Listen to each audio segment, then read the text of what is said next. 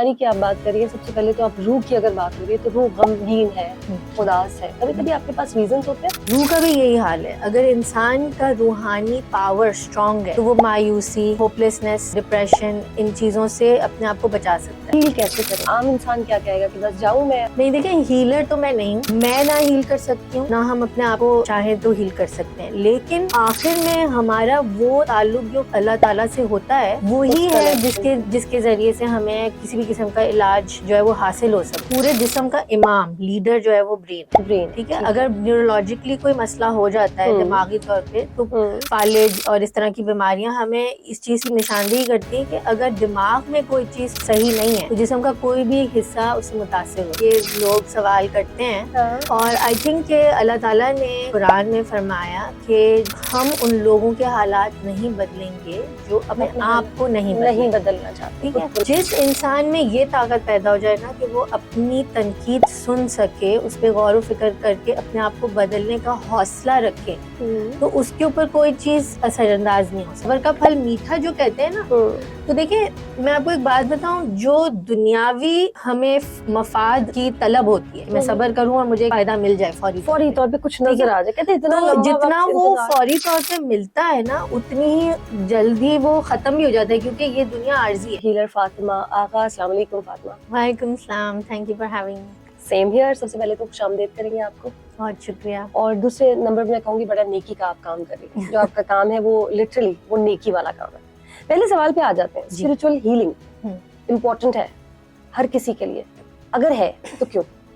دیکھیں، اگر ہم یہ سمجھتے نا کہ انسان خالی گوشت پوش کا ٹکڑا ہے تو پھر ٹھیک ہے، ہم جیسے فزیکل ریالٹی اگر ہماری ہوتی خالی تو ہم ایک فزیشین کے پاس جاتے ہیں جو ایک ڈاکٹر ہوتا ہے جو فزیکل آپ کو دیکھ رہا ہے. لیکن کیونکہ ہم اس چیز کو مانتے ہیں، ہمارا عقیدہ ہے کہ ہمارے اندر ایک روح ہے جو ہمیں جان دیتی ہے، ہمیں زندگی دیتی ہے، تو پھر اس روح کا بھی تو ہمیں خیال رکھنا ہے.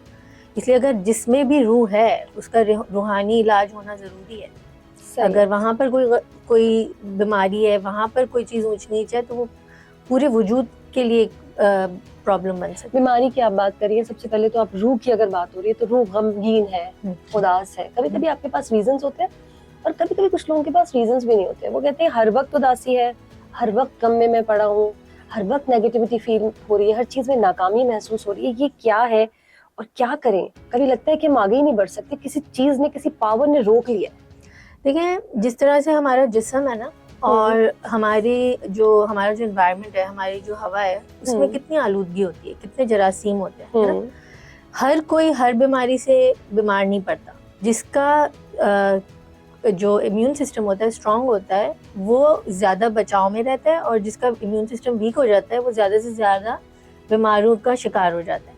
روح کا بھی یہی حال ہے. اگر انسان کا روحانی پاور اسٹرانگ ہے تو وہ مایوسی اور ہوپلیسنس، ڈپریشن، ان چیزوں سے اپنے آپ کو بچا سکتا ہے.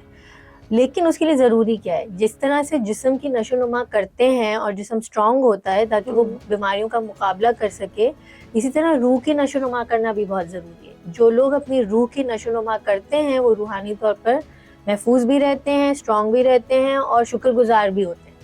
لیکن اگر ہمارے پاس کوئی پروگرام ہی نہیں ہے، کوئی سسٹم ہی نہیں ہے جس کے تھرو ہم اپنی روح کا خیال کریں، اس کی نشو و نما کر سکیں، تو پھر وہ ویک ہو جائے گی. صحیح ہے. ہیل کیسے کریں؟ اگر انسان عام انسان کیا کہے گا کہ بس جاؤں میں آپ کے پاس آؤں، 4-6 دن بیٹھوں اور میری ہیلنگ ہو جائے گی، یا یہ کوئی بہت لمبا پروسیس ہے؟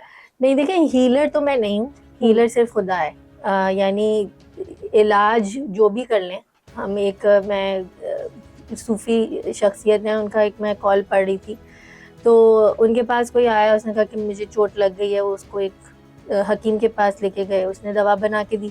جب دوا بنا کے دی تو اس کو 2-4 دن میں بہت فرق پڑ گیا.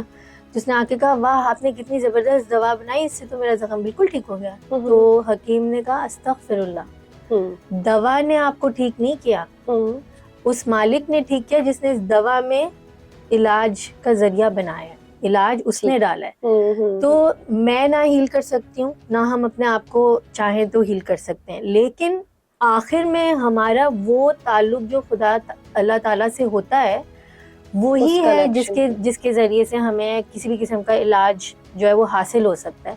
اب دیکھیں واٹس ایپ پہ اب ہمیں کتنی تجاویز آتی ہیں نا. کوئی کہتا ہے گھٹنوں کے درد کے لیے بھنڈی کا پانی پی لو, کوئی کہتا ہے کہ ہلدی کھاؤ تو یہ ہو جائے گا, کوئی کہتا ہے کلونجی کھا لو تو ڈپریشن چلا جائے گا. بہت ساری چیزیں ہم سنتے ہیں.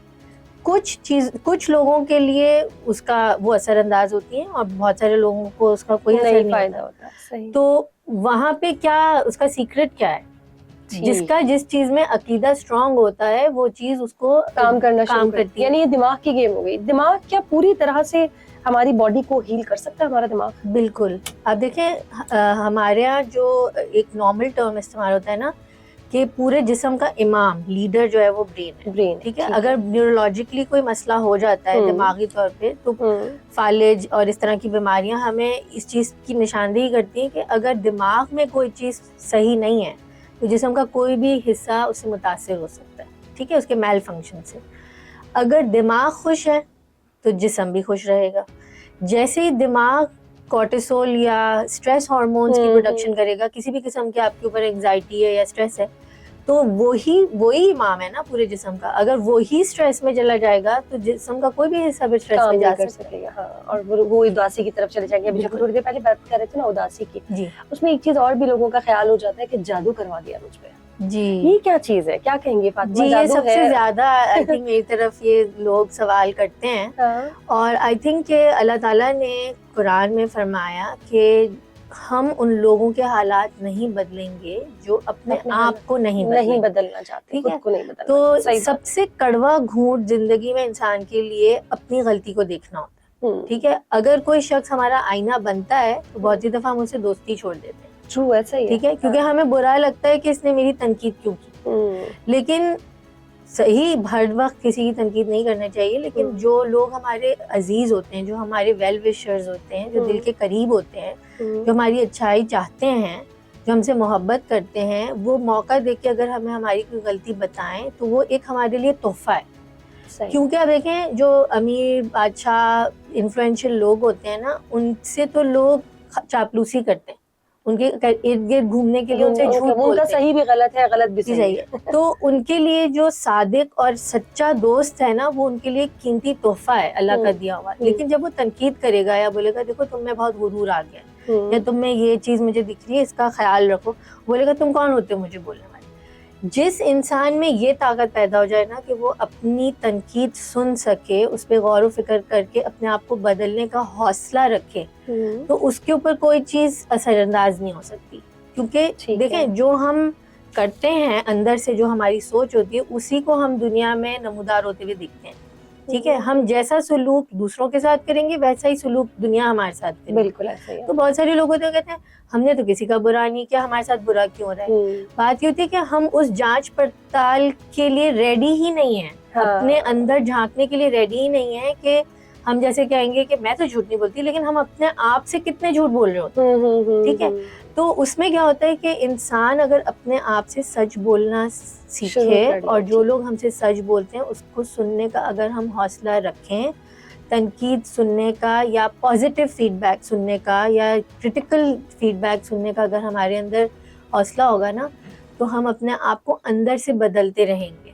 اور جیسے جیسے اندر سے بدلیں گے باہر بھی بدلتا جائے گا. ہم جو اسٹک فیل کرتے ہیں نا کہ ہمیں لگتا ہے کہ زندگی میں بہت ساری چیزیں رک گئی ہیں یا پھنس گئی ہیں یا آگے نہیں بڑھ رہی, اس کی ساری چابی ہمارے اندر ہے. ٹھیک ہے. اچھا فاطمہ, تنقید کی بات کر رہی ہیں آپ, کرٹیسزم کی بات کر رہی ہیں.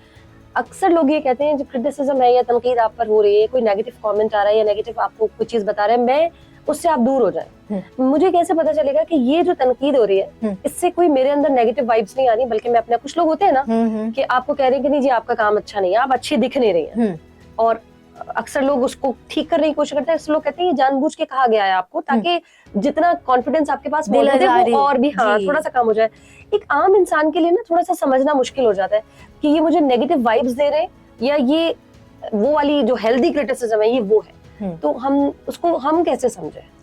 اچھا, آئی تھنک یہ بہت ایک اچھا سوال ہے, کیونکہ میں خود بھی پرسنلی اس چیز سے گزری بھی ہوں اور اسٹرگل بھی کرتی ہوں کہ آپ پرسنالٹی کو دیکھ کے لوگوں کے ساتھ وقت گزار کے کیسے سمجھیں گے کہ یہ میرا اچھا چاہتے ہیں یا یہ مجھے گرانے کی. کچھ لوگ بات ہی ایسے کرتے ہیں. مجھے کسی نے کہا کہ اب اگر آپ کو کوئی ایسا کوئی کامنٹ کرے کہ یہ تم نے ٹھیک نہیں بولا, تو اب آپ कमेंट कोई डिलीट कर दे. तो मैंने कहा अच्छा, क्योंकि सोशल मीडिया पे ऐसा होता है कि कुछ लोग बहुत, आपने कितनी बात अब सुनी होंगी, कितने सोशल मीडिया वाले लोग जो बहुत सारे लोगों के साथ हैं लेकिन वो अकेले होते हैं और फिर वो किस तरह से मर रहे हैं, खुशियां हो रही हैं. वो ये सारा यही गेम चल रहा है कि किसी का कोई गलत कमेंट आया, आपने इतना ज्यादा दिल पे ले लिया. तो उन्होंने कहा बड़ी अच्छी तरकीब है, कोई नेगेटिव कमेंट कर रहा है, क्रिटिसाइज कर रहा है, आपको डिलीट करें और ब्लॉक करें और आगे बढ़ जाए. लेकिन कभी कभी वो हमारी बेहतरी के लिए भी होता है, वो हमें समझ ही नहीं आता. मगर आई थिंक इस सिचुएशन या आगे ऐसी बहुत सारी सिचुएशंस हम लाइफ में देखते हैं जहाँ पर सेल्फ अवेयरनेस होना बहुत जरूरी है. आप अपने आप को खुद कितना पहचानते हैं, ठीक है. ठीक है. अगर आप मेंटली उस लेवल पे हैं कि इस वक्त आप क्रिटिसिज्म नहीं बर्दाश्त कर सकते, ठीक है, तो फिर आपको नहीं पढ़ना चाहिए. आपको अपने आप को चेक करना है कि क्या इस वक्त मेरे अंदर एबिलिटी क्या है, मेरी मेंटल एबिलिटी क्या है, इस वक्त मैं सुन सकती हूँ नहीं सुन सकती. देखिए, जो आम लोग हमारे पास कमेंट्स भेजते हैं ना, मैं उनकी बात नहीं करी थी. वो तो अपनी दिल से बगैर सोचे समझे, आगे पीछे देखे बगैर जो दिल में आता है लोग बोलते हैं, और बहुत दिल आजारी भी होती है और बहुत तकलीफ भी होती है. और बड़े बड़े स्टार्स में जाते हैं बिल्कुल बहुत, और स्पेशली जो लोग एक मकाम पे पहुंच जाते हैं जो अपनी वैलिडेशन पब्लिक से लेते हैं. तो पब्लिक ने उठाया तो उठ गए, पब्लिक ने गिराया तो गिर गए, वो एक अलग टॉपिक है. मैं उन लोगों की बात कर रही हूँ जो आपके बहुत करीब हैं, जो आपके वेल विशर्स हैं, जिनको आपने साल हर साल से जांचा हुआ है. आप जानते हैं कि ये आपके वेल विशर्स हैं, ये कभी झूठ नहीं बोलते, ये आपके साथ अच्छा चाहते हैं, इनकी नीयत अच्छी है. फिर जब वो आपको कोई चीज कहते हैं तो फिर उस पर गौर करना चाहिए. यानी पर्सन, आपको ये समझ होनी चाहिए जो सामने वाला बंदा है ये आपका वाकई वेल विशर है. बचपन का ट्रॉमा क्या है, ये कैसे निकले इससे, क्या होता है बचपन का? देखिए, रसूल पाक सल्लल्लाहु अलैहि वसल्लम कैसे करें ये भी आप बताएं. जी, रसूल पाक सल्लल्लाहु अलैहि वसल्लम की ये हदीस है कि बच्चे को 0 to 7 यानी पैदाइश से 7 साल की उम्र तक बादशाह की तरह रखो. क्यों? बादशाह का मतलब क्या है? बहुत सारे लोग इसको गलत मतलब में ले लेते हैं और कहते हैं कि मतलब बच्चा जो चाहे करे, बदतमीजी करे, चीजें फेंके, लोगों के घर जाके तमाशा करे, बस ये बादशाह है, इसको करने दो. नहीं, ये मतलब नहीं है, ये एक सोच है. जब 0 से 7 की जो बात होती है, डॉक्टर ब्रूस लिप्टन को अगर आप देखें, उन्होंने ये पूरी हमें रिसर्च बताई है कि हमारा जो लाशऊर होता है, सबकॉन्शियस माइंड होता है, वो 0 to 7 में खुला हुआ होता है. यानी खुला होने का मतलब ये कि आप जो सिखाएंगे, जो भरेंगे इसमें, वो भर जाएगा. यानी ये कहा जाता है कि जो माँ बाप की आवाज होती है ना बच्चे के लिए, वो उसकी जहनी आवाज बन जाती है. ठीक है. अगर आप बच्चे को देखें कि बच्चे ने बचपन में क्या सुना है माँ से, तुम नालायक हो, तुम नालायक हो, तुम नालायक हो, वो उसकी अंदर की आवाज बन जाएगी. अब वो नालायक ना भी हो, ज़हीन तरीन शख्स हो, लेकिन अंदर की आवाज यही होगी, I am not good enough, मैं अच्छा नहीं हूँ, मैं नालायक. तो 0 to 7 जो एज है, उसमें बादशाह की तरह ट्रीट करने का मतलब ये कि बच्चे को ये कॉन्फिडेंस दिया जाए कि दुनिया में तुम जो भी ख्वाहिश करोगे वो तुम्हारे हुसूल में. It is, you can achieve it. You are not week, you are not incapable. नहीं बेटा, तुम हर चीज हासिल कर सकते हो, तुम सब कर सकते हो. बिल्कुल हम करेंगे, हम जरूर. उसको ना नहीं बोले हर चीज में, नहीं ये नहीं टच करो, नहीं ये नहीं उठाओ. और हमारे ऐसे ही होता है, बिल्कुल ऐसे होता है. बल्कि आप देखें, बहुत सारी जो महफिलें होती हैं वहाँ तो बच्चों को इतनी बुरी तरह धुतकारा जाता है कि चाहे वो दर्स हो, महफिलें हो, मिलाद हो, वहाँ पे बच्चा जरा सा शोर करता है तो उस माँ को इतनी बुरी नजरों से देखा जाता है कि ये एम्बैरेस कराते हैं. जब मैं कोई दर्स या लेक्चर देती हूँ ना, तो मैं लोगों को कहती हूँ ये बच्चा यहीं रहेगा, आप 3-4 मिनट इसको बर्दाश्त करें, अपने अंदर सब्र पैदा करें, क्योंकि कल ही ये बच्चा बड़े होके इस माहौल का हिस्सा बनेगा. तो इसकी तरबियत कैसे होगी अगर आप इसको मोहब्बत नहीं देंगे, इसको इंक्लूडेड नहीं फील कराएंगे. तो ट्रॉमा क्या होता कैसे करें, अब ये बताएं. किसी के अंदर अगर घुस गया है बचपन का, अब उसके लिए क्या है? तो अगेन मैं आपको एक छोटी सी कहानी बताती हूँ. एक शख्स थे, जब पार्टीशन हुई तो वो पाकिस्तान से हिंदुस्तान गए, और आपको पता है कि उस दौरान ट्रेन में बहुत सारे खून खराबा हुआ. तो उस बच्चे को ट्रेन का एक ट्रॉमा था. ठीक है. जब वो इंडिया पहुंचे तो वहाँ पर हिंदुस्तान में उनका घर भी एक रेल स्टेशन के करीब था. अब वो बच्चा 3-4 साल का होगा उस टाइम पे. जैसे ही रेल गुजरती थी वहां से, उसको वहां पर ट्रॉमा फील होता था, यानी वो ट्रिगर हो जाता था वो बच्चा. सही. ठीक है. अब इसकी माँ ने देखा कि ये बच्चा जो है वो खौफजदा है, और सारी गली के लड़कों ने, बच्चों ने उसका मजाक कराना शुरू कर दिया, तो डरपोक है, डरपोक है. अब रेलगाड़ी को डरने की चीज है, डरपोक है. तो वो बच्चा सहम जाता था, बच्चों के साथ खेल नहीं पाता था. उसकी माँ ने उसका नाम रख दिया बहादुर. ठीक है. اور اب وہ شخص جو ہے, جب انہوں نے انٹرویو دیا تو وہ 60-70 سال کے ہو چکے تھے. انہوں نے کہا کہ 3 سال کے اندر میری ماں نے جب مجھ سے بات کی, کہا یہ میرا بہادر بیٹا ہے, یہ میرا بہادر بیٹا. یعنی وہ اس ٹراما سے نکل آئے. بالکل وہ نکل ہے. یہاں تک کہ انہوں نے کہا کہ 3 سال کے اندر میں خود ریل گاڑی کی پٹریوں پہ جا کر وہ سکوں سے کھیلتا تھا کہ وہ جب ریل گزرتی تھی تو سکہ مڑ جاتا. اچھا فاطمہ, یہ تو بچپن میں وہ کسی ٹراما میں تھے اور ماں نے وہیں پکڑ لیا اور کور کر لیا. میں کہہ رہی ہوں کوئی بچہ اپنی جوانی تک پہنچ گیا بچپن کا ٹراما لے کے, اب وہ کیا کرے؟ تو ہمیں, میں نے جیسے آپ کو کہا نا کہ ہمارے ہاں ایک حدیث ہے, قد عرف نفسہ فقد عرف ربہ, جو اپنے آپ کو پہچانے گا وہ اپنے رب کو پہچانے گا. سبحان اللہ. ٹھیک ہے, اپنے آپ کو پہچاننا ہے ہمیں. میرے اندر کی آواز کیا ہے؟ اب فرض کریں میرے ماں باپ اگر لا علم تھے, لا شعور تھے, ان کے پاس نفسیاتی کوئی نالج اس وقت, سائیکولوجیکل کوئی اویئرنیس نہیں تھی, انہوں نے کچھ ایسی چیزیں کی جو میرے لیے داغ بن گئی ہیں. ٹھیک ہے, اب آپ جب خاموشی میں اپنے ساتھ بیٹھیں گے نا تو آپ کو پتہ چلے گا کہ اندر کون کون سی آوازیں ہیں.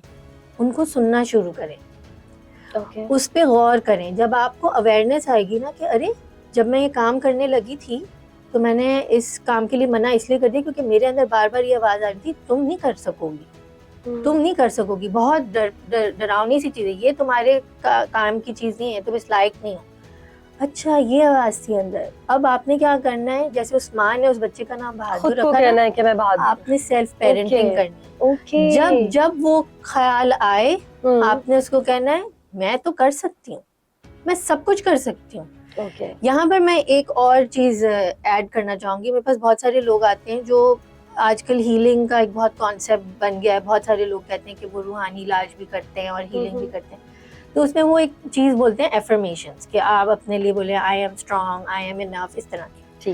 تو میرے پاس بہت سارے کلائنٹس آئے جنہوں نے کہا کہ ہم نے ہر چیز ٹرائی کر لی ہے, ہمیں ہیلپ نہیں ہو رہی ہے. وہ ہمیں کہتے ہیں آئی am enough, I am enough, I can trust my self, لیکن مجھ پہ اس کا اثر نہیں ہو رہا. ہمیں یہ, میرا بھی اگلا کوشچن یہ تھا کہ کچھ پینفل میموریز ایسی ہوتی ہیں جس میں انسان کو کہتے ہیں لوپ میں پھنس گئے, نکل ہی نہیں پا رہے. آپ ہر طرح کی پریکٹس کر لی, پھر کیا کریں اس سے باہر نکلیں گے اگر یہ والی پریکٹس سے بھی آپ نہیں نکل پا رہے؟ تو میں آپ سے ایک سوال پوچھتی ہوں, آپ بتائیں کہ آر یو ٹرولی انف؟ کیا آپ اپنی سانس کو کنٹرول کر سکتی ہیں؟ سانس نہیں کر سکتے, نہیں کر سکتے. کیا آپ اپنی بیماری کو ہر وقت کنٹرول کر سکتے؟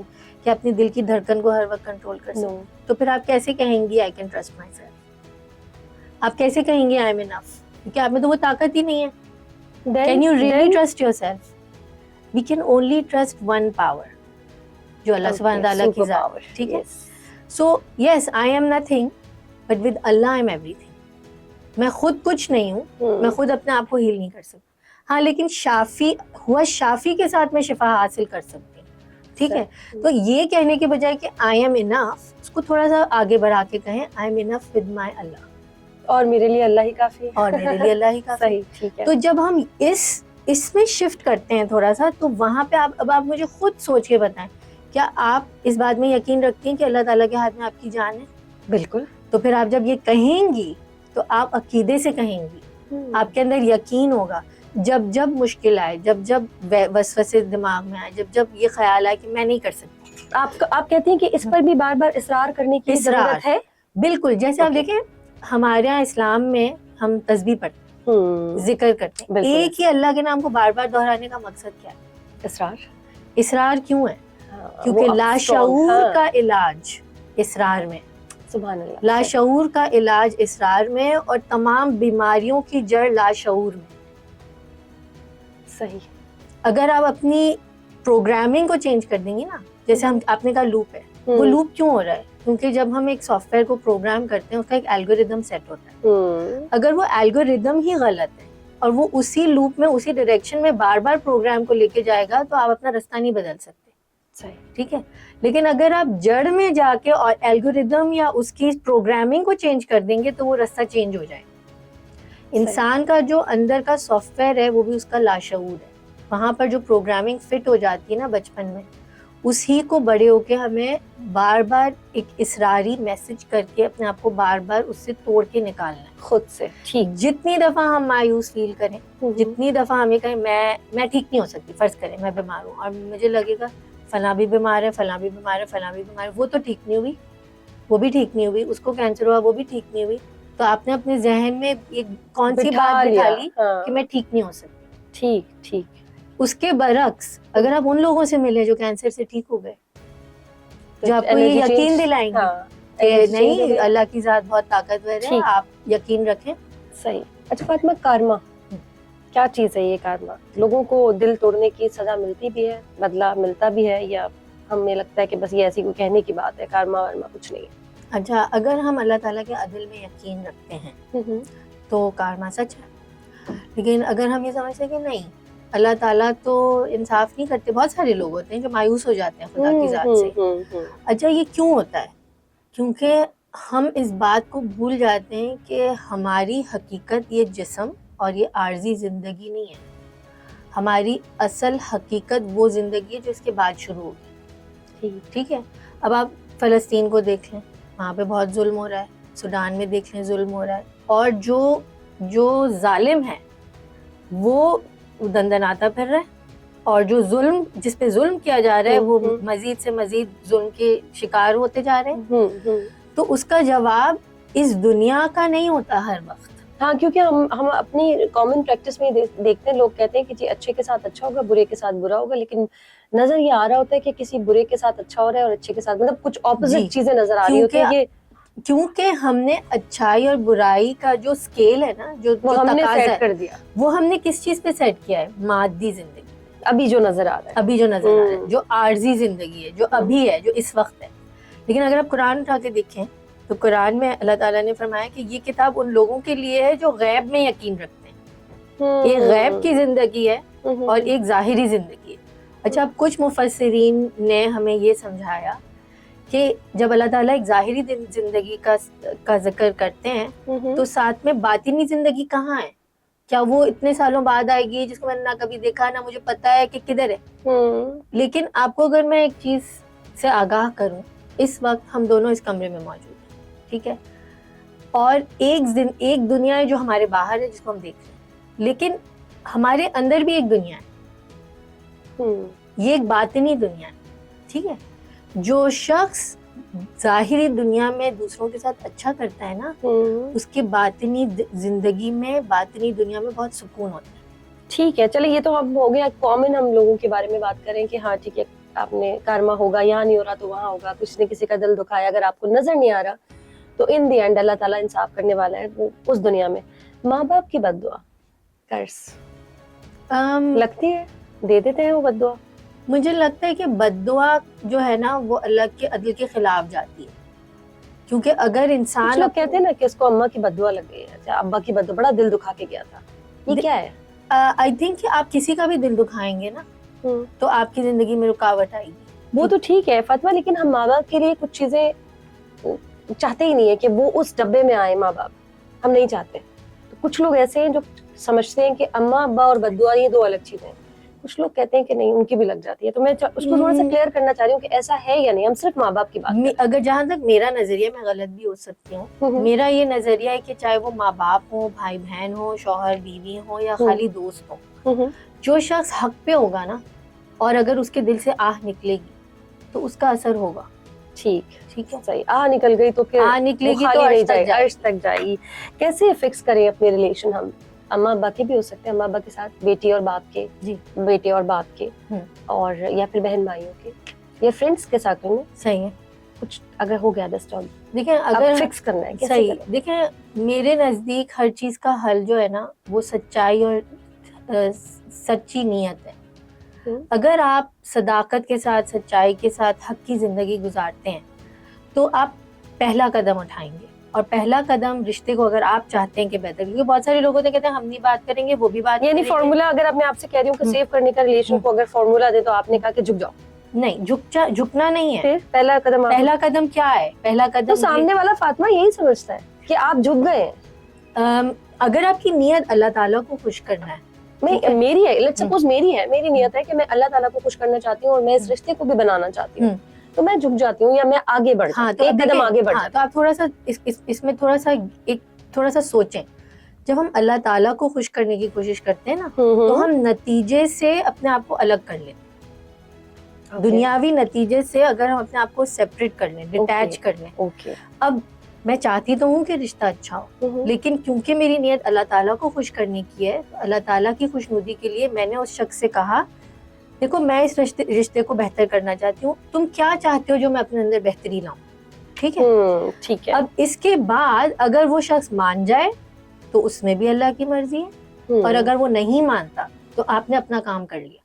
اچھا اگر نہیں تو آپ کم از کم ریلیکس ہے کہ آپ نے اپنی بالکل اللہ تعالیٰ کے سامنے ہمارا حساب کتاب اگر کلیئر ہوتا ہے تو وہاں پہ ہم اپنا سر تسلیم ہم کر دیتے ہیں کہ میں نے اپنے آپ کو اللہ تعالیٰ کے سامنے سچائی کے ساتھ حق کے ساتھ پیش کیا، جو صحیح چیز تھی وہ میں نے کر لی.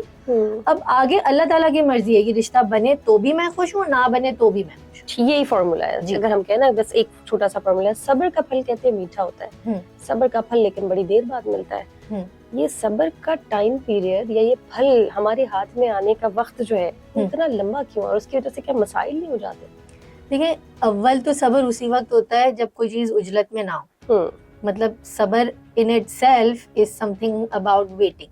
ابھی پھل خراب ہو جائے گا پھر سڑ نہیں جائے گا؟ نہیں، پھل تو اللہ تعالیٰ کا وعدہ ہے نا، ان اللہ مع الصابرین، میں ان کے ساتھ ہوں جو صبر کرتے ہیں. ٹھیک ہے، اور صبر کا پھل میٹھا جو کہتے ہیں نا، تو دیکھیں میں آپ کو ایک بات بتاؤں، جو دنیاوی ہمیں مفاد کی طلب ہوتی ہے کہ میں صبر کروں اور مجھے فائدہ مل جائے فوری طور پہ کچھ نظر آ جائے، کہتے تو جتنا وہ فوری طور پہ ملتا ہے نا اتنی ہی جلدی وہ ختم بھی ہو جاتا ہے، کیونکہ یہ دنیا عارضی ہے. یہاں پر جو بھی چیز ہے وہ عارضی ہے. تو اگر آپ اللہ تعالیٰ کہتے ہیں اگر آپ کو دنیا میں اجر چاہیے تو میں آپ کو دنیا کا دے دوں گا، لیکن پھر وہ دنیا کا ہی ہے، یعنی وہ دنیا میں ملے گا اور دنیا میں ختم ہو جائے گا، اس کی لازوال زندگی نہیں ہوگی. لیکن جو لوگ یہ کہتے ہیں کہ نہیں اللہ تعالیٰ ہم تجھ پہ چھوڑ کر تیری ذات پر صبر کرتے ہیں، تیرے فیصلے پہ ہم اپنا سر جھکاتے ہیں، اب تو ہمیں دنیا میں اجر دیتا ہے تو ہم خوش ہیں اور آخرت میں دیتے تو ہم خوش ہیں. لیکن اللہ تعالیٰ قرآن میں کہتے ہیں لیکن آخرت کا اجر دنیا کے اجر سے بہتر ہے. ٹھیک. اچھا کچھ لوگوں کو کہتے ہیں قدرت انصاف کرتی ہے اور کبھی کبھی آپ کو نظر آتا ہے کہ دنیا میں بھی آپ کو انصاف ہوتا ہوا نظر آ رہا ہے، لیکن دنیا میں بھی ہونے والا انصاف اس میں بھی بڑی تاخیر ہوتی ہے. بالکل، اس کا بھی بڑا لمبا انتظار کرنا پڑتا ہے. اس کا ابھی اس جگہ جانے کی تو بات ہی نہیں کر رہے، دنیا میں بھی جو اتنی دیر لگ رہی ہے یہ کیا ہے؟ اور اگر دنیا ہی ہماری منزل ہے تو پھر تو ہمیں یہ دنیا کبھی سمجھ میں نہیں آئے گی. ٹھیک ہے، یہ دنیا سمجھ میں آنے والی جگہ نہیں، کیونکہ یہ جگہ امتحان کی ہے. ٹھیک ہے، اب آپ دیکھیں ایگزام ہال میں جائیں اور آپ بول رہے ہیں کہ ٹرافی کیوں نہیں مل رہی، لیکن آپ سے کہا جا رہا ہے کہ ابھی ہم نے آپ کو ایگزام ہال میں بھیجا ہے، آپ بار بار بھول جاتی ہیں ایگزام ہال ہے.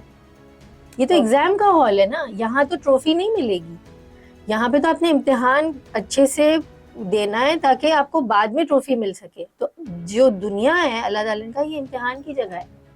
اور تم کیا سمجھتے ہو کہ تم یقین لاؤ گے، ایمان لاؤ گے، کیا تمہارا امتحان نہیں ہوگا؟ تو قرآن کی آیت ہے. تو ہم دنیا کی جو نیچر ہے نا ہم اس کو بھول جاتے ہیں. انسان کا لفظ آتا ہے نسیان سے، بھول جانے والا. ہم یہی بھول جاتے ہیں کہ ہم ٹیسٹ کے کمرے میں بیٹھے ہیں. تو یہاں پر ہم اجلت جب کرتے ہیں رزلٹ کی تو ہم اپنا امتحان بھی صحیح سے نہیں دے پاتے. Thank you so very much Fatima, بہت اچھا لگا آپ سے بات کر کے اور ہم نے بہت کچھ سیکھا. بہت کچھ میں نے بھی آپ سے سیکھا. تھینک یو سو مچ. مزید ویڈیوز اور پوڈ کاسٹ دیکھنے کے لیے ہمارا YouTube چینل سبسکرائب کریں. کیور پاکستان، لیو لانگ پاکستان.